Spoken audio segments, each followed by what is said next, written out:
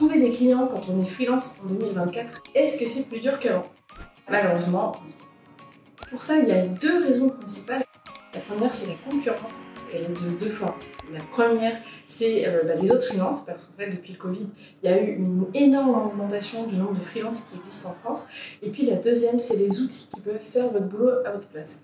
Il faut avoir conscience aujourd'hui qu'il y a des entreprises qui ne font plus appel à des prestataires de services parce qu'elles gèrent leur marketing avec l'IA. Un deuxième facteur qui rend plus difficile le fait de trouver des clients, c'est que l'inbound marketing, ça marche plus comme en 2018 ou en 2019. Aujourd'hui, il y a beaucoup plus de gens qui le font. Et puis surtout, les personnes qui sont exposées ont compris les mécanismes. Aujourd'hui, elles savent que quand on vous offre du contenu, c'est qu'en général, on a quelque chose à vous proposer en échange. Donc, ils sont un peu moins naïfs par rapport à tout ça. On va dire qu'ils rentrent moins dans le jeu.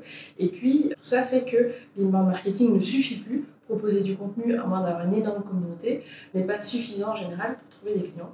Il faut pouvoir mettre aussi un peu de prospection ou choses comme ça par-dessus pour que ça aille jusqu'au bout. Alors tout ça, ça veut dire quoi? Ça veut dire que maintenant, si vous voulez trouver des clients pour votre activité freelance, il y a des erreurs que vous allez devoir absolument éviter, mais à tout prix.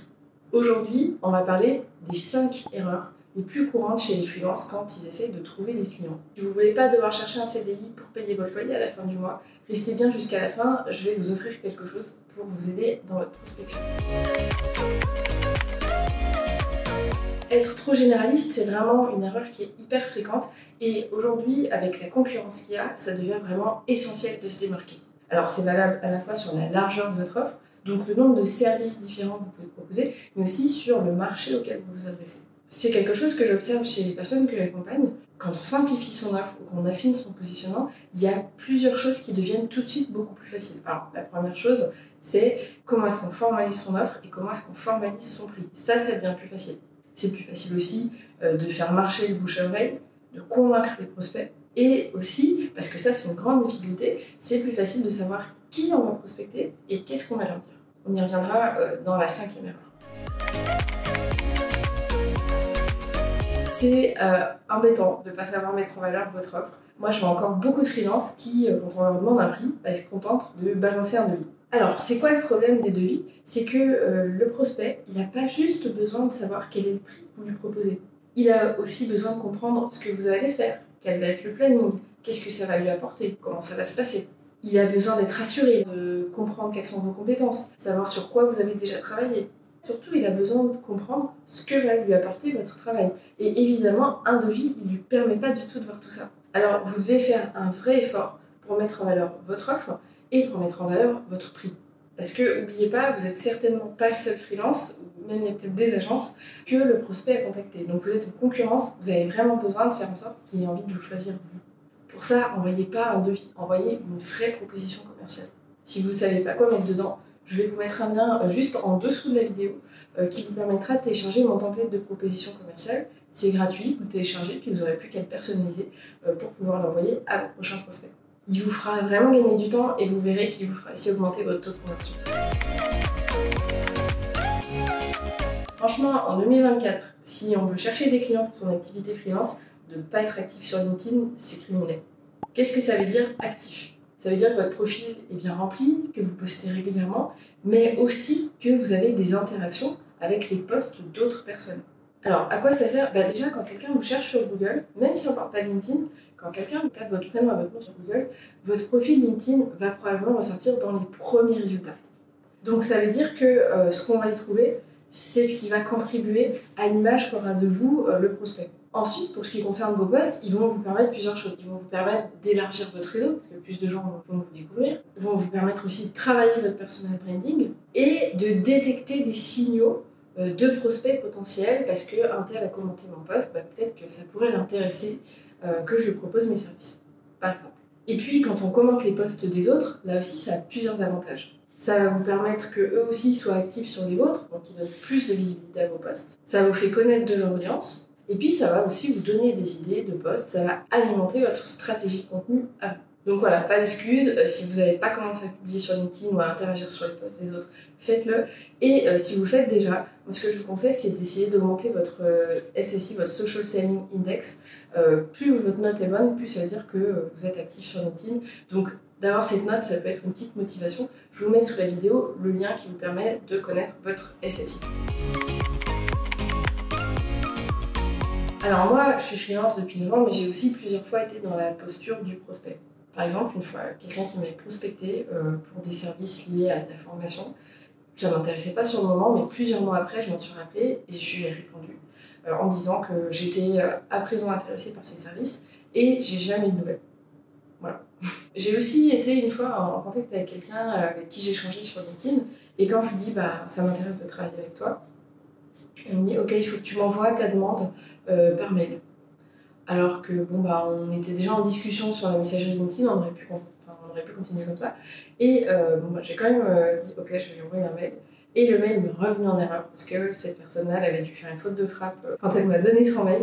Donc en fait, elle l'a pas reçu. Et puis moi, j'avoue que j'ai pas relancé parce que je trouvais que c'était pas super fluide, pas super sérieux. Et plus récemment, je voulais rajouter une porte chez moi, un balcon. Je contacte plusieurs sociétés pour avoir des devis. Et la première réponse, ok, on va vous faire un devis, on a besoin des mesures, prenez les mesures. Ok, donc j'étais là, mais je mesure quoi en fait? Parce que je sais pas comment va être fixée la porte, je mesure exactement quel endroit, enfin voilà, je savais pas, donc je lui ai rien envoyé, elle n'a pas pu faire de devis. Alors que son concurrent, il m'a dit, ok, avec la photo que vous m'avez envoyée, j'ai besoin des mesures de ça, ça, ça, ça, ça. Soit vous le faites vous-même, soit on envoie un technicien, c'est 45 €, et si vous signez le devis, les 45 € se déduisent du devis. C'est vachement plus simple ça. Donc c'est vraiment important que vous puissiez bien modéliser vos process avec vos prospects pour pouvoir à chaque étape vous dire comment est-ce que je lui facilite la vie, comment je fais en sorte que le parcours avec moi soit fluide et que ça signe en fait. Donc déjà, vous voulez que la personne ait un échange avec vous, proposez-lui un lien Calendly, un lien Zcalc. Voilà, c'est facile, c'est rapide. Les échanges, il faut absolument que vous les prépariez. Il faut que vous sachiez quelles sont les infos que vous allez demander. Vous ne pouvez pas, après le rendez-vous, alors que la personne vous a consacré du temps, une demi-heure, une heure, dire ok, j'ai pas pensé, mais j'ai aussi besoin de savoir ça, ça, ça et ça. C'est pas sérieux, ça fait perdre du temps. Et en plus, vous êtes en concurrence avec d'autres freelances qui, eux, avaient peut-être déjà préparé, ont toutes les infos et ont déjà balancé leur proposition. C'est aussi à vous de prendre la main sur l'échange et d'annoncer la suite, de dire ok, maintenant j'ai tout ce qu'il me faut, je vous envoie la proposition à telle date et si vous validez vite, on peut démarrer à telle date. C'est hyper important que ça soit bien votre rôle de faire ça. Si vous avez besoin d'éléments supplémentaires, par exemple, ça peut arriver, vous avez besoin, ok, il faut m'envoyer la charte graphique, il faut m'envoyer l'accès à telle chose, faites une petite liste, un récap écrit à l'issue du rendez-vous en disant voilà ce dont j'ai besoin. Et par exemple, s'il y a certaines manips qui vont être compliquées à faire pour lui, aidez-le. Moi, ça m'est arrivé de demander des accès à des comptes MetaAds par exemple. Il y a plusieurs accès à donner, c'est un peu compliqué. Je liste tout de façon très claire parce que le but c'est qu'il y arrive facilement et qu'on ne perde pas de temps avec ça. Et déjà, ça lui permet de voir que dans cette procédure, on n'est pas encore en collaboration, il n'a pas encore signé, il n'est pas encore mon client, mais il voit déjà que je suis quelqu'un qui le guide, qui lui facilite la vie, ça donne plus envie de travailler avec nous. Pour signer le contrat, moi c'est fini, j'envoie plus un PDF en disant débrouille-toi, trouve une imprimante, imprime, scanne, envoie. J'envoie en signature électronique. J'ai un outil qui me permet de faire ça, qui est gratuit et qui est super pratique. Et puis pour les clients, ça a aussi un peu plus d'allure, ça fait plus moderne. Et pareil, quand il s'agit de se faire payer un acompte par exemple, il ne faut pas qu'ils doivent chercher ok, où est-ce que je trouve le numéro du compte, vous envoyez le contrat, vous envoyez le devis, vous envoyez n'importe quoi, vous mettez le RIB en pièce jointe. Le numéro de compte doit figurer sur la facture d'acompte, il doit figurer sur le contrat, sur tous les documents, faciliter la vie au maximum aux prospects. En fait, souvent à cette étape, on a un peu l'impression que vous improvisez. Et pour le prospect, franchement, c'est pas très engageant. Je vois une erreur qui est très très fréquente dans les messages de prospection de beaucoup de freelance. C'est qu'au lieu de parler du client, de son besoin, de ce qu'il attend, des problèmes qu'il rencontre, ils parlent d'eux-mêmes. Et en fait, pour un prospect qui ne vous connaît pas, qui n'a jamais entendu parler de vous, c'est pas intéressant de parler de vous, ils s'en foutent. Ce qui peut les intéresser, c'est que vous ayez une solution pour l'aider. C'est ça qui va l'intéresser. Et donc c'est de ça que votre message de prospection doit parler en priorité. Il n'y a pas longtemps, j'ai échangé avec une recruteuse qui me disait moi la prospection sur LinkedIn ça ne marche pas, les RH, c'était sa cible, les RH ne répondent pas sur LinkedIn. Je dis bon, ok, moi j'ai rédigé un message de prospection pour une recruteuse aussi qui voulait cibler des RH sur LinkedIn et avec à peu près 40 messages envoyés en 2 campagnes, elle a signé une dizaine de contrats. Donc en fait je sais que c'est pas vrai, je sais que les RH répondent sur LinkedIn. Les RH c'est parmi les consommateurs LinkedIn quand même dans une entreprise. Donc je lui ai dit, montre-moi ton message et on va voir ce qu'on peut améliorer. Et oui, bon, déjà son message il était trop long, pour des gens qui ne la connaissent pas, elle demandait trop de temps, trop d'attention, et puis elle commençait en parlant d'elle. Et ça c'est embêtant. Elle commençait en parlant d'elle, c'était long, et en plus elle avait dans son business model, sa tarification, un truc qui la différenciait de ses concurrents, et elle n'osait pas en parler, parce que ça touchait la marque. Donc vraiment c'est super important dans vos messages de prospection, et au final dans toutes vos communications, soyez orientés au max sur le problème que vous pouvez résoudre pour le client, sur comment est-ce que vous pouvez l'amener, quel est le résultat que vous proposez. Et c'est ça qui l'intéresse, c'est pas vous.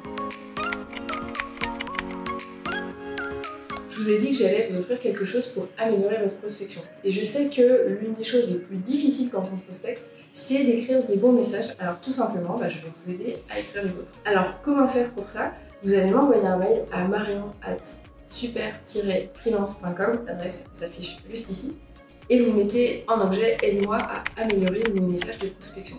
Et dans votre message, vous allez mettre soit un message que vous avez envoyé il n'y a pas longtemps, soit un message que vous voulez envoyer.